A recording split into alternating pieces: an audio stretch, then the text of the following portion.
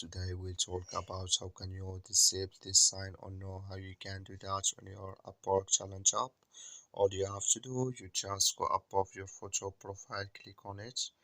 So then it's going to show for you a list like this. Then you click here on settings. So then it's going to take you to next step here. Then you click here on notification settings. So then it's going to take you to this list here. Click here on email updates. When you click on when you click here on email updates, it's going to take you to this list. Then you go down here, so you keep going down. So then it's going to take you here, it's going to show for you here miscellaneous, and you come here to notify me of who viewed my job post. Click in this sign or this color. Like you see color, it's gone. That's mean it's enabled, it's disabled with us now. So that's all you have to do. Thank you for watching. Don't forget to support us by liking, subscribe.